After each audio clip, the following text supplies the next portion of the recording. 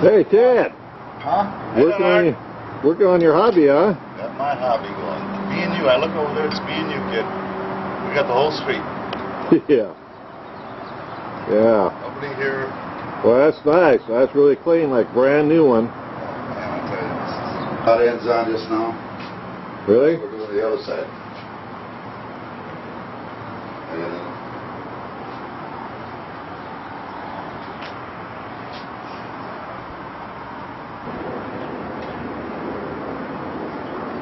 Son over there, cheap or something. But I had brand new QIVs in that mine.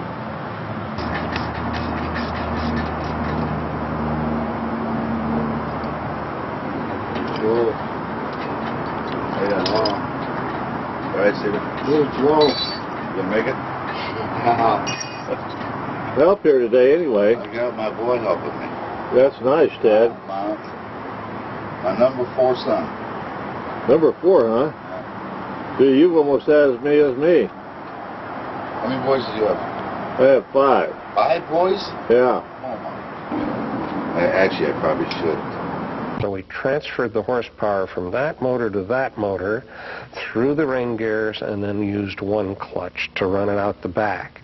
So we had to rig this motor up so it ran backwards and the other one ran forward like it was supposed to so it could mesh the ring gears together. 2 engines worked so well that in 1960, Tommy Ivo decided to try 4 of them. But the extra weight made the car a little too heavy to run records. Also, because the car was 4-wheel drive, it needed heavy racing tires on both back and front. That meant extra traction and extra smoke. You'd step on the gas, the front tires would start smoking and come rolling back across the car. And it was odd because, just for about 50, 100 feet, you couldn't see quite where you was going. So there was a lot of looking till the wind would probably carry the smoke away so that you could see where you were going. The late 50s and early 60s was drag racing's golden age of experimentation. But it often came at a terrible price.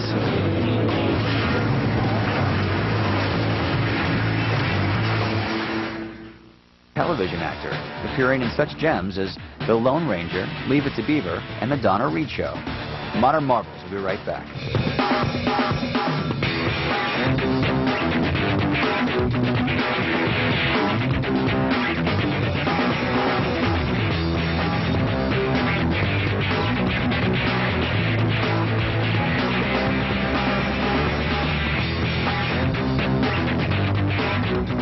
Drag racing designers in the late 50s and early 60s tried almost everything.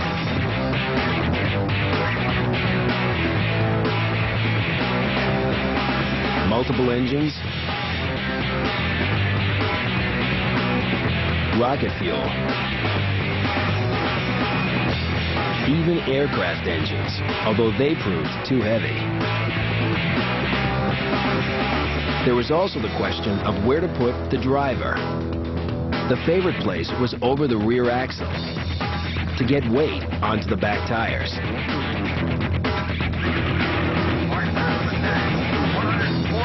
This design was called the Slingshot. The main thing is getting the traction, and you didn't have the traction until you started setting behind the rear end. You set behind the rear end, set lower, you got a lot more traction. Then Tommy Ivo makes a spectacular run, looking very much like a rocket shot up the Cape. Time 185 miles an hour. You just kind of got used to the Slingshot idea of having your legs draped across the rear end here. You'd have the throttle, of course, that you would push to open. You'd have the clutch to work. Of course, the parachute, you'd push that out first, and then your hand would just move over to the brake and pull it on down. Because things happen so fast when you're running 180 miles an hour and you got a quarter of a mile to stop that you didn't make any wasted motions. The Slingshot experiment proved dangerous. With the driver sitting directly behind the increasingly volatile engine, it meant engines could, and did, blow up literally in the driver's face. Also, experiments with lighter bodies and greater horsepower caused many cars to flip out, and dozens of drivers were killed. I think there was a lot of cars out there that were way too light. There's a lot of guys that built lightweight cars that aren't around anymore. And I always had a heavy car, and I never did crash one. After nitromethane was allowed again in 1963, the shape of the modern dragster started to become standardized. Drivers needed only one engine on nitro, so dragsters became leaner and lighter. Most were still slingshots.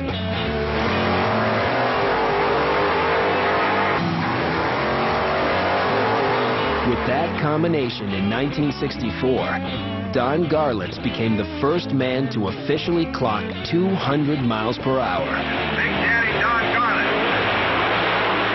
In this car. This car here was powered by a supercharged Chrysler engine. It developed at that time approximately 1,500 horsepower. By today's standards, very simple technology. This is the same basic engine you would have probably had in your passenger car. If you had had a Chrysler Imperial, it's a Chrysler V8, 392 cubic inches as produced from the factory. And at this time, they used most of the basic components of the original Chrysler engine. The big change was the addition of the supercharger in place of the carburetors that would have been on a stock car.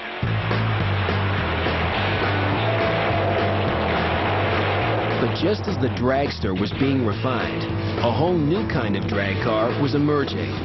In the mid-60s, designers began taking Detroit stock cars and moving the wheels forward about a foot to push weight to the back. They inched the rear wheels forward a few inches, then the front wheels forward a few inches.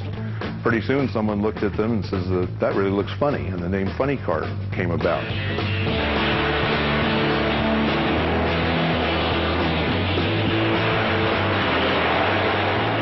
This car is a little 62 Chevy 2, which was basically an economy car. Initially, they came with 4 cylinders and 6 cylinders, and the back wheel was originally back in this area, and shoved it forward, took the front wheels, just like you see here, which were originally back in this area, shoved it forward, which gave the weight transfer. We got all the traction on the back. And as you see, it's no longer capable of keeping the engine under the hood. You have the Hilborn injector stacks on a big block Chevrolet, and what had been an economy car was now capable of running the quarter mile at over 150 miles an hour in just a little more than 9 seconds.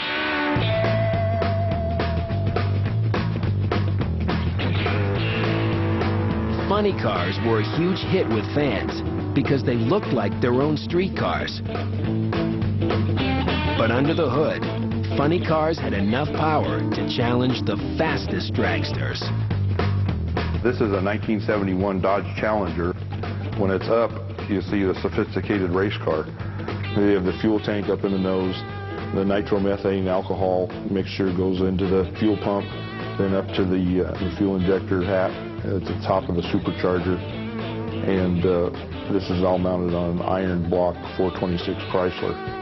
This car was capable of probably 215 to 220 miles an hour in the quarter, which is obviously a great progression from the little Chevy 2 that was barely over 150 miles an hour. Although racing in separate classes, funny cars began clocking times nearly as fast as open dragsters. The dragster design is lighter and it gets off the line quicker. But the funny car's aerodynamic shell and extra downforce almost make up the difference.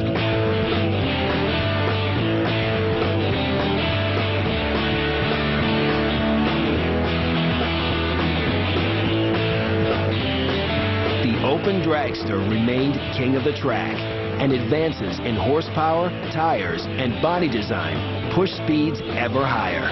They broke the 250-mile-per-hour barrier in 1975, covering the quarter mile in 5.5 seconds. The 300 barrier fell in 1992. What we have here is the first drag racing vehicle to exceed 300 miles an hour in the quarter mile. Virtually everything in the car has just been stepped up a notch. This supercharger right here is much larger. This is basically what they call a 1471 supercharger. Two huge magnetos to keep this fuel mixture lit. Everything has just gotten bigger and stronger, and it's just a game of more.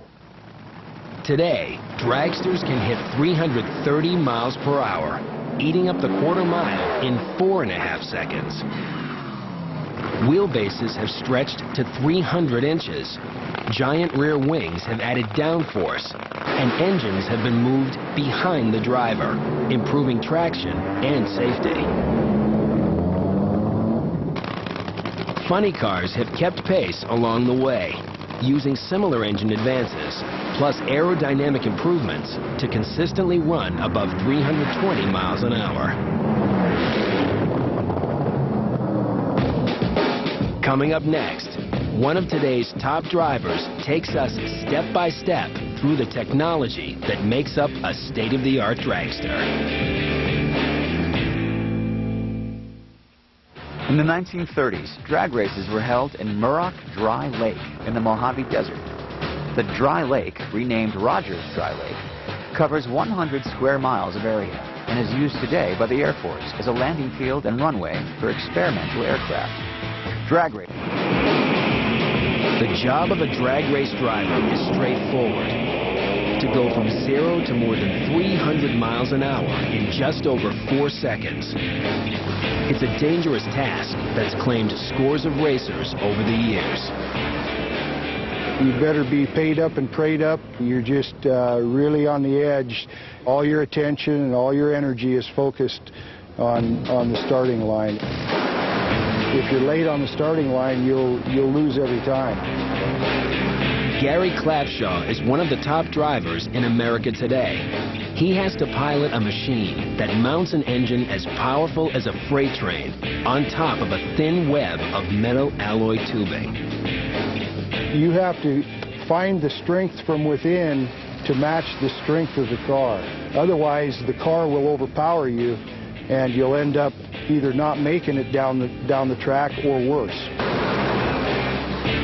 Klapshaw's success, and indeed his very life, depend on a crew of experts who test, tune, strip, and rebuild his car after every single run.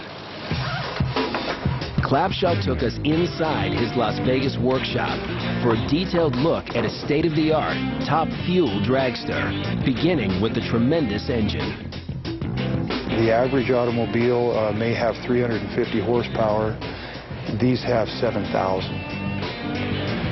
But the design of the motor is an American V8, just like what has been built and put in regular cars for the last 30, 40 years. But this is an aftermarket design. It's all aluminum. There's only 1 or 2 engine makers, motor builders that produce these blocks. Helping to drive the engine are an injector and a supercharger. Together, they force massive amounts of air into the engine, mixing with the fuel to create a stronger combustion. This is the injector. The supercharger sits right underneath it. As the air goes through the injector, and then it's compressed with the supercharger. And that's how she breathes, and that's what makes the fire. One reason dragsters generate such awesome power is their fuel, nitromethane. It's burning nitro that you see coming out of the exhaust system.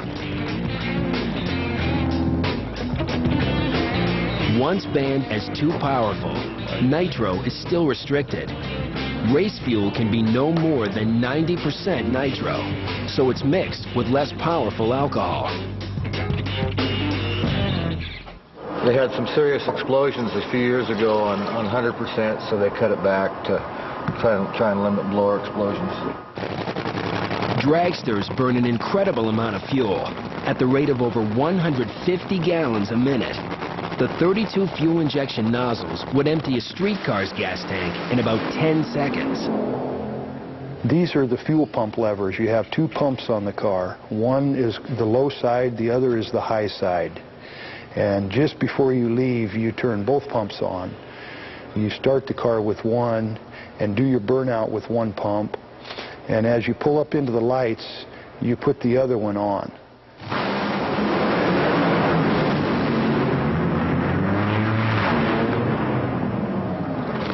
This model of a single cylinder shows the huge fuel appetite. This is how much fuel one cylinder uses when idling. But look at what happens when the race driver floors the pedal.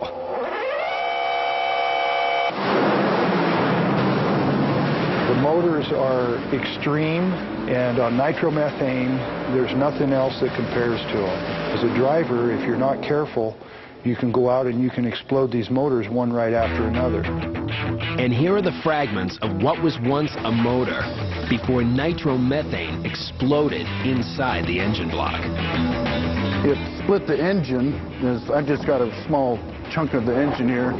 You can see where the head gasket's there. This is the rear section of the block. There would be 2 more cylinders up here and 2 more cylinders over here. So this is a third of the engine, I guess. This here is the supercharger. Split the side off. Everything that there was to break, it broke. It would be approaching $50,000. To try to avoid such catastrophes, the crew checks the car after every run. On race days, they have to be able to strip and reassemble it in about an hour. One part that gets special attention is the clutch assembly, which channels the engine's horsepower to the tires. The clutch's interlocking plates are put under such pressure that they last for only 1 or 2 runs. They just disintegrate, basically. They disintegrate and they get so hot, and the plates in between, it all welds together and sticks together. So these plates in between are replaced every time. This is a good comparison between a brand new and used pitted glazed over disc. It tears them up. So this is the computer power system that all the information is gathered into and then is stored in here. And at the end of the run, we open this up and we put the chip on it and we draw everything out of the system, and we can take it into the trailer and put it on the computer screen, and it'll tell us exactly what took place. To handle the enormous horsepower, dragsters need huge tires for traction. Each of the rear tires, called slicks, is 17 inches wide. These tires are smooth, as you can see, and in normal conditions these would have no traction on a regular street application. However, when you go to the racetrack and the track has been prepared and it is very sticky on the surface, and when you have a very sticky surface on the track, that allows for a complete surface coverage of the tire on the track, and it's like a bonding of an adhesive. High above the rear tires, modern dragsters have a wing. It's not there for lift, quite the opposite. The rear wing is designed to create downforce on the back tires. So as you start down the track and as you gain mile an hour, the pressure increases to a point to where you have over 5,000 pounds of downforce on the rear tires. If you didn't have this, the tires would spin with this much horsepower. You could never get them hooked up. And when those tires hook up, the metal tubing chassis of a modern dragster bends under extreme stress. Under acceleration, the chassis is made to flex. And through here, it will bow up at least 4 to 6 inches, right in this area. And the front wing keeps the front end down, the rear wing keeps the tires hooked, and what it does is it causes the chassis to arc up into a semicircle, and it will actually go down the track like this when it's under pressure. And when you let off the throttle, then it'll flatten back out.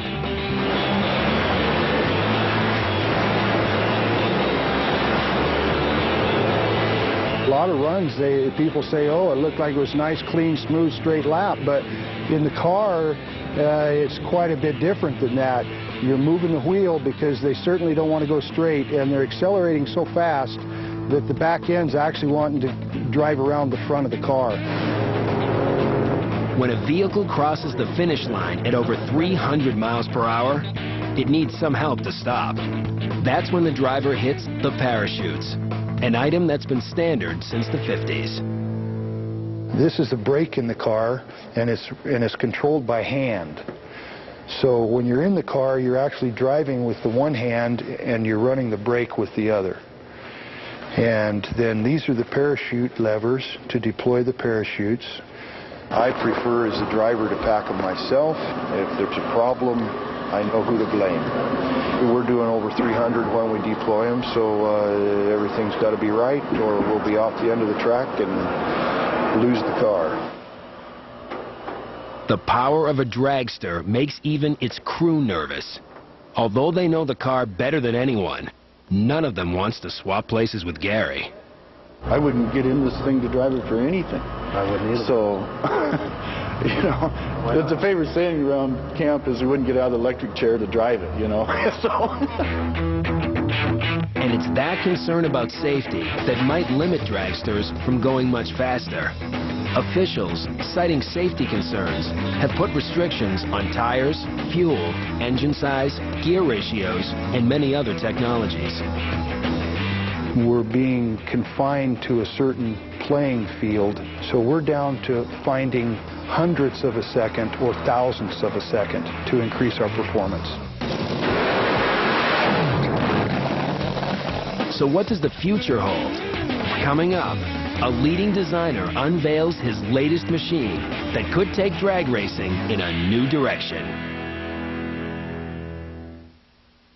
The Bonneville Salt Flats in Utah was home to Southern California Timing Association's first Speed Week in 1949. Drag racing. There are millions of four-cylinder cars in the world, but so far, none like this. A standard street car with 4 cylinders has less than 200 horsepower.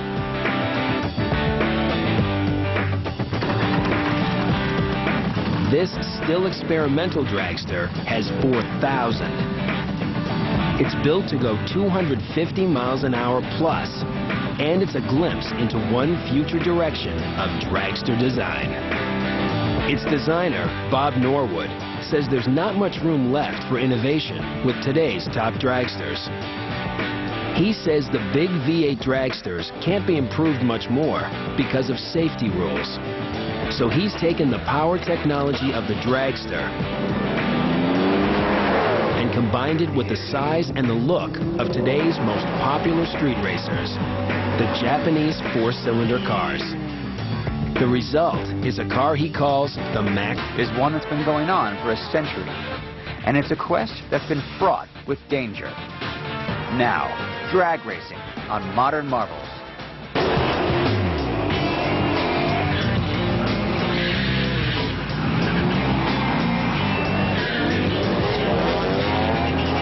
It's Sunday morning at the California Speedway in Fontana. Every weekend at strips like this around the country, owners come to push their highly modified street cars to the limit over a quarter mile.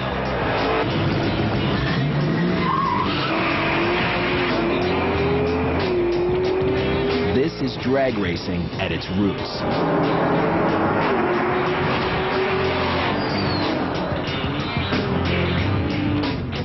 While pro racing is for the select few, there are tens of thousands of amateur draggers who devote most of their spare time and money to the pursuit of speed.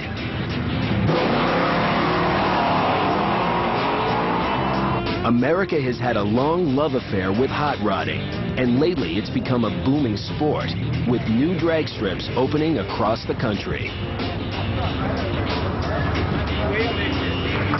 On this day, 500 drivers have each paid $20 to make a guaranteed 4 runs. Any car that's street legal and can pass the safety inspections can run. No 2 cars are alike.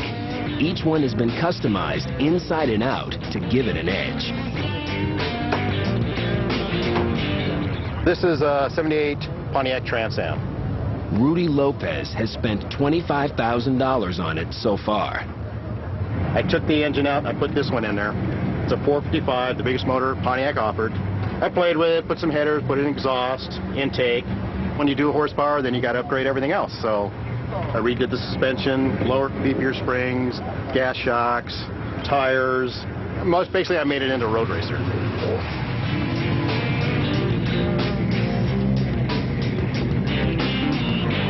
Dilwyn Brando has reworked his 66 GTO to run at 500 horsepower, about 50% more than the factory version.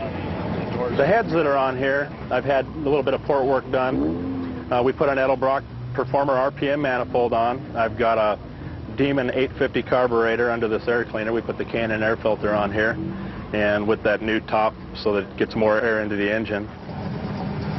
The changes made his GTO one of the fastest cars at this meet, running the quarter mile in 11.4 seconds from a standing start, hitting 123 miles per hour by the finish line. Amateur drag racers are now spending more than $1 billion a year on performance parts.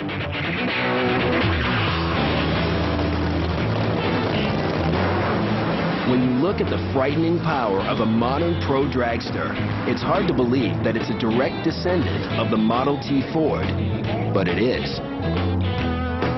No sooner did Henry Ford begin rolling out Model Ts from the assembly line in 1914 than young drivers began modifying them to see how fast they could go. Like today's import racers, the Model Ts were relatively cheap, and spare parts were plentiful. From the 1920s on, street racers stripped their cars down to cut wind resistance. Then they added specialty parts like 16 valve heads and tubular exhaust headers that helped to double or triple the Model T's modest 20 horsepower engine. The cars were known as hot roadsters, hot rods for short. In the 20s and 30s, owners raced their hot rods on the dry lakes north of Los Angeles and hit speeds of 120 miles an hour. Don Montgomery has spent a lifetime racing and writing about the early hot rods and dragsters. This is an excellent example of a 1930s hot rod. It was actually built in 1939. It has a T-body. The intake manifold's an Edelbrock manifold for 3 carburetors. The maxi heads utilize the regular intakes but move the exhaust up into the head. This car was clocked at 120. Hot rod drivers also raced on public streets and became the target of newspapers and newsreels that called them dangerous, wild young men. Drag racers challenged each other to short sprints. A quarter mile became the accepted distance.